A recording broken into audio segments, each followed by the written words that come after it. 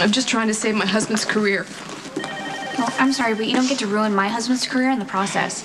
If this case settles out of court, then Patrick and Matt will look guilty, which they aren't. If you settle, the whole thing is confidential. The insurance company pays its claim. Nobody knows that Garrett was involved. Brianna's family is satisfied, at least to some extent. The whole thing just goes away. This will not be going away anytime soon. In fact, it will probably get worse. Look, when all the paperwork is filed, the insurance company is going to assign an attorney. And at which point we get to choose who that attorney is, correct? As you should. Okay, well, I've heard you're pretty tough in the courtroom. Would you consider taking this? Counselor? Counselor? Gentlemen? Yeah. This will serve as formal notice that all the papers for malpractice and wrongful death in the demise of Brianna Hughes, please, have been duly filed. So you may now both consider yourselves defendants in the highest profile case to come down the pike in a very long time. Yeah. Our attorney will take it from here. Look, I'm sorry. I can't help you. The kids are going to run laps to raise money for Cameron's school. He is really excited. He's got this little jogathon shirt, and Lucky and I are going to be there. So... Okay, yeah. How much should I sponsor him for? I don't know, like 50 cents, maybe $1 a lap. How about 100? $100 flat fee would be very generous. No, $100 a lap.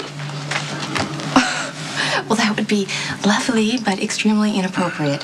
The whole point is for the kids to feel like they're helping out the school and be proud of the contribution they're making. Okay, all right. Then I guess I'll be sponsoring him for $1 a lap.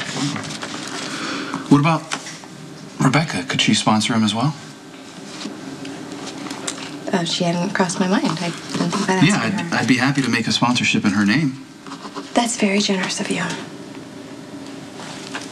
Okay, what just happened? Nothing. I really appreciate your donation. No. One minute you're making fun of me and now you're not. It's because I mentioned Rebecca, isn't it? I've just got a lot on my mind, and Lulu called, and I gotta get the boys over to see her, and I know that you don't agree with me about Rebecca.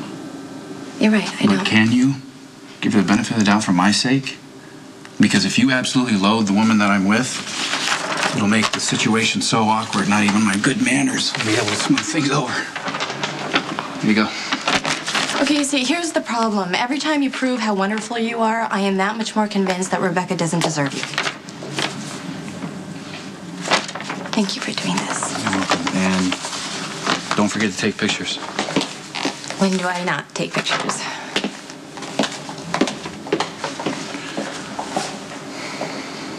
The guy had a hold of Morgan. I mean, thank God I had that big flashlight, and I almost knocked him out with it.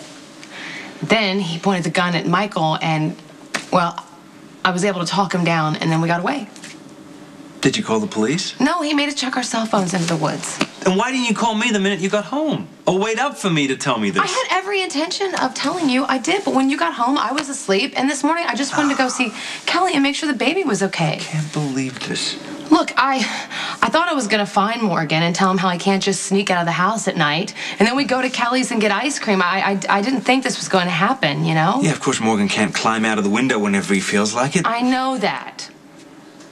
Michael had just done the same thing. Morgan only wanted to see his brother, that's all. Look, I know you don't want to hear this, but Michael is a real problem. I mean, he puts everyone, including himself, in danger.